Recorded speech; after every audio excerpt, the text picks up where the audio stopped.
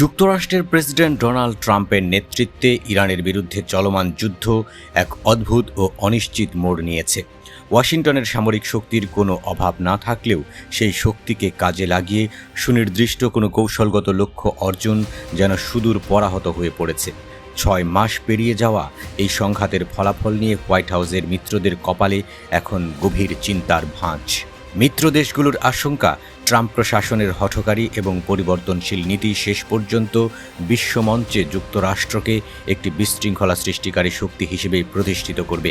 সামরিক ক্ষেত্রে ওয়াশিংটনের এই অদক্ষতা ও দুর্বলতা দেখে ভেতরে ভেতরে উচ্ছ্বসিত হচ্ছে রাশিয়া ও চীনের মতো বৈশ্বিক প্রতিদ্বন্দ্বীরা। দীর্ঘমেয়াদী যুদ্ধ চালানোর মতো অত্যাধুনিক অস্ত্রের সংকটও মার্কিন সামরিক বাহিনীকে এক প্রকার কোণঠাসা করে ফেলেছে। একদিকে হরমুজ প্রণালীর মতো অত্যন্ত গুরুত্বপূর্ণ জ্বালানি বাণিজ্য পথটি মূলত তেহরানের শক্ত নিয়ন্ত্রণেই রয়ে গেছে।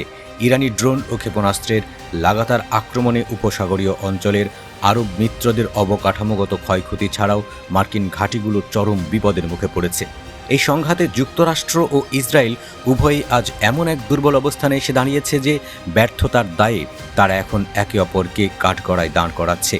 আন্তর্জাতিক সম্পর্ক বিশ্লেষকদের মতে প্রেসিডেন্ট ট্রাম্পের ঘন ঘন লক্ষ্য বদলানোর প্রবণতা মিত্রদের আস্থার ভিত্তি একদম নাড়িয়ে দিয়েছে। লন্ডনের চ্যাথম হাউসের সাবেক রবিন নিবলেট সাফ জানিয়ে দিয়েছেন যে এই যুদ্ধ কেবল একটি কৌশলগত ক্ষতিই নয়, বরং এটি প্রমাণ করে দিয়েছে নিরাপত্তার জন্য আর যাই হোক যুক্তরাষ্ট্রকে পুরোপুরি বিশ্বাস করা যায় না। ইউরোপীয় মিত্ররা তো বটেই, মধ্যপ্রাচ্যের অংশীদাররাও আজ বিকল্প কূটনৈতিক পথ খুঁজতে বাধ্য হচ্ছেন। সৌদি আরবের সঙ্গে সদ্য ঘোষিত একটি ঐতিহাসিক পারমাণবিক চুক্তি নিয়ে 24 ঘন্টার মধ্যে ট্রাম্পের অবস্থান পরিবর্তনের ঘটনাটি আস্থার সংকটকে আরও বাড়িয়ে দিয়েছে। ইন্টারন্যাশনাল ক্রাইসিস গ্রুপের বিশেষজ্ঞ আলী ভায়েস মনে করেন, এই ধরনের অপরিপক্ক সিদ্ধান্ত মার্কিন সামরিক পরাক্রম বা কূটনৈতিক প্রতিশ্রুতির উপর থেকে সব ভরসা এক নিমিষে ধূলিসাৎ করে দিয়েছে। ফলে মধ্যপ্রাচ্যের দেশগুলো এখন চীন, রাশিয়া ও ইউরোপের সঙ্গে দূরত্ব কমানোর নতুন খেলায় মেতেছে। পরিস্থিতি সামাল দিতে প্রেসিডেন্ট ট্রাম্প এখনও হুঙ্কার দিয়ে যাচ্ছেন এবং তেহরানকে শেষ পর্যন্ত নতি স্বীকার করাতে মরিয়া হয়ে উঠেছেন।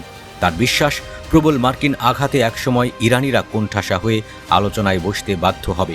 তবে তেহরানের নীতি নির্ধারকরা ট্রাম্পের এই খামখেয়ালি আচরণে বিন্দুমাত্র ভরসা পাচ্ছেন না। বিশেষ করে 2015 সালের পারমাণবিক চুক্তি থেকে যুক্তরাষ্ট্রের হুট করে বেরিয়ে যাওয়ার তিক্ত অভিজ্ঞতা তাদের মনে এখনও তাজা। এই জটিল পরিস্থিতিতে ওমানের মধ্যস্থতায় ইরান ও ওমানের মধ্যকার পর্দার আড়ালের আলোচনাগুলোর দিকেই এখন সবার নজর।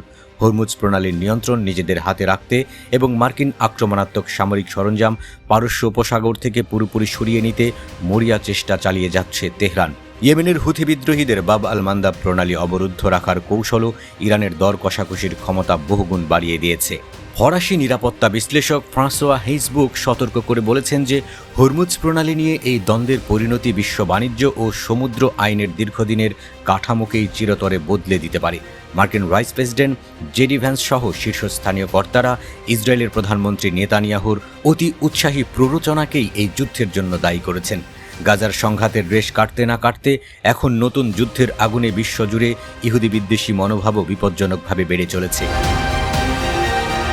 সব মিলিয়ে কিভাবে এই যুদ্ধ শুরু করতে হয় তা জানলেও ওয়াশিংটন যে এটি শেষ করার বা জেতার কোনো বাস্তবসম্মত পথ জানে না তা আজ স্পষ্ট।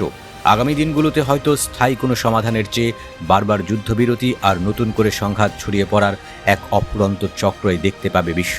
আমেরিকার এই কৌশলগত বিপর্যয় আন্তর্জাতিক রাজনীতিতে এক নতুন ভয়ানক অনিশ্চিত অধ্যায়ের সূচনা করতে যাচ্ছে।